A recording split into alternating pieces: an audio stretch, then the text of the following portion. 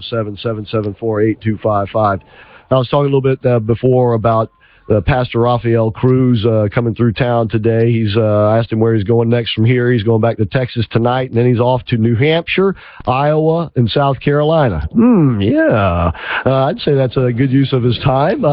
And he told us about the straw poll, and I wasn't aware of the straw poll result, but the Values Summit Values Voters Summit in Washington yesterday, where all of the GOP candidates spoke, including Donald Trump, and he got a few boos in the crowd when he spoke, but he got his share of cheers too, but evidently Ted Cruz was the one who went over the biggest with that audience, because in the straw poll, get this folks, Ted Cruz won with 35% of the vote, and Ben Carson was a distant second at 18% of the vote.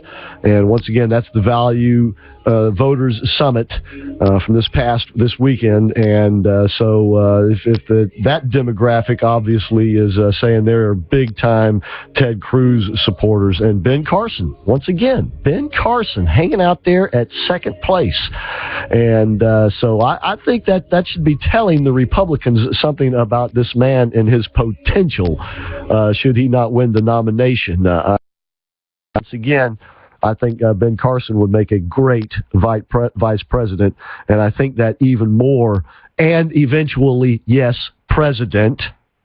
That's right.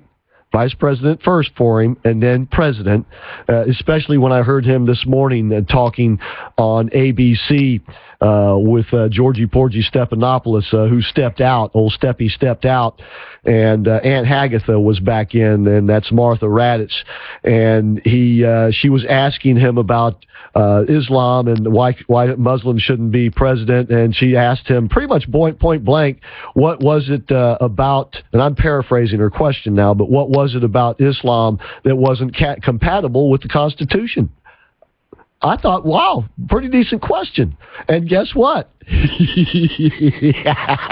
The man has done his homework, because he gave her a great answer. You know how it was a great answer? She cut him off and went on to something else. She obviously knew she had stepped in it big time, because he said, well, when you have Sharia law and you have the Quran, which advocates the mistreatment and misogynist treatment of women, that does not allow gays, and about that time when he said doesn't allow for gays, that's when she cut him off. You know, obviously she realized, as I said, that the man knew exactly what he was talking about, and that's the last question she should have ever asked him. If he knew what he was talking about, he would slam her right in the face with it, which is exactly what he did, which is exactly why he's standing tall once again in all of the polls. And the NBC News poll is also out, and I've got my newspapers here, so let me find it here. If once again, here I was scribbling notes on things. Yeah, I'm old-fashioned. I know it. What can I say? I like using a pen. I like writing with my hands. I like using my hands. How I conjugated my first novel together and put together with composition books and scraps of paper. Yeah, so here's the NBC News poll results. There we go. On one of the inserts in the Orlando Sentinel, and I'll just read them out to you, so you don't have to squint trying to find it on YouTube there. But I'll give you the Democrats real quick first, and this is once again not good news for Hillary Clinton. She, however, is leading. These are nationwide polls, not for any particular state. And the Democrat side, she's still leading with 42%. Bernie Sanders is at 35%, and there's old Joe Biden out there with 17%. Now, you put 35 and 17 together, which are those people who don't obviously want Hillary Clinton, you got a whole lot more than 42%. You actually got 52%. She's down from 53%. She's down from 75%. He's up from 15% since July. That's pretty big. That's pretty big. And if it were just her against Bernie Sanders, though, this is one of the interesting things. If it was just her against Bernie Sanders, her 42 would go up to 53. His 35 would only go up to 38. So Joe Biden in this poll would pull more from Hillary Clinton than Bernie Sanders. He got his own little slice of the cake there. Yeah, that's got to put cold chills even into a woman as cold as Hillary Clinton, and as cold as half-dead Bill Clinton. And then on the Republican side, you got some very interesting numbers, too. And, of course, the media is trying to put their twist on this, and I'll put my spin on it, if you will. On the Republican side, NBC Wall Street Journal poll shows, once again, Moby Dick is atop the heap. Moby Dick at 21. Ben Carson, once again, has pulled right in on him, though, at 20%. Then you have Marco Rubio at 11, Carly Fiorina at 11, Jeb at 7, and Ted Cruz at 5, just behind Kasich at 6. Now, the interesting thing about Donald Trump is they're all going to be telling you, oh, yeah, Donald Trump lost out in this poll. Well, actually, he's up 2 points in this poll from 19 to 21. Ben Carson, however, is up 10. Rubio is up 6. Fiorina is up 11. She didn't even register last time around. Jeb is down 7. And Ted Cruz is down 4. So where Carson, Rubio, and Fiorina picked up, it did not come out of Moby Dick's hide. Now, Moby Dick's momentum evidently has slowed, at least in this poll. We cannot deny that. It should this hold true. But he did not slide backwards, which that has got to be troubling, once again, to the Republican establishment. And once again, if you add in Carson's total with his, and then Ted Cruz, and I used to say Fiorina, but if you were to consider her an outsider, once again, those considered to be outsiders, the true ones, and in her case, I'm not so true, but well, just for argument's sake, they are around 60%. So the Republican establishment candidates, once again, are taking it on the chin in the polls. And Jeb's support cut in half from 14 down to 7. So he went from second place down to fifth place, and he's hurting. His campaign is hurting, and once again, he's got the money, he's got the staying power to stay in this thing, though. But it just is going to up the pressure on the establishment types to do something about these outsiders. And now they have a couple of problems.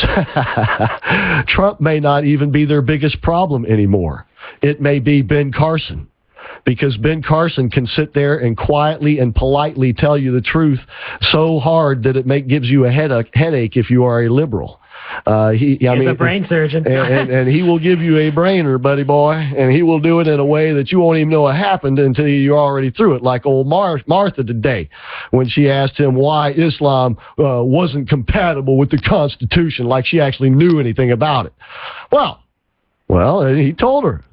Well, it doesn't allow for the rights of women. It calls for subjugating women. It doesn't allow for the rights of homosexuals. And he was going down the list, and obviously she could not stand the truth, you see. And the reason is because she's a liberal, and she represents liberal institutions, not the least of which, of course, is ABC News and the corporation which owns it, which will remain nameless. But you all know who I'm talking about. The point is they act like, I was going to use the word cockroaches, but maybe that's too impolite to cockroaches. But they act like they cannot stand the light. And what I mean by the light is the truth. That when the truth is spoken, they have to turn away from it. They cannot stand its glare in their eyes. They cannot stand its piercing sound in their ears. And they cannot stand the throb that it gives them in those numb skulls of theirs. Because they prefer their skulls to be numb, thoughtless, worthless, basically. And yet they push that off on the rest of us. And then wonder how we get into the mess that we find ourselves in.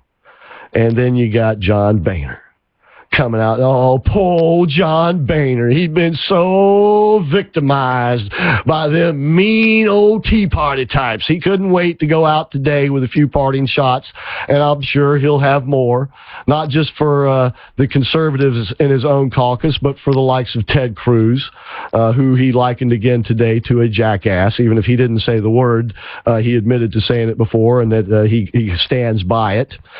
So if you're going to go to that, why waste so many words? Why not just come out today and say, yeah, I called him a jackass, and I still think he is one. Why go around about it? See, that's why we don't like you, John Boehner. You see, you act like you're a nice guy, and you come with the tears and all this nonsense and BS, and yet you are a backstabbing son of a you-know-what, buddy boy. That's exactly why we kicked your ass on out of there. And if the next one's like you, we may just do the same thing to him, too. And guess what? We take great pleasure in it. Because you treat us like garbage, and we'll treat you like... Oh, wait a minute, I can't say that. We'll give you back as you dish out. This is a whole brave new world, folks. And one way not to remain silent is to support shows like this. Carl Jackson, others. And you can support this show by going to our website, AmericanAdversariesRadio.com, and enlist in the American Adversaries Army and be a part of the fight in a real deal way.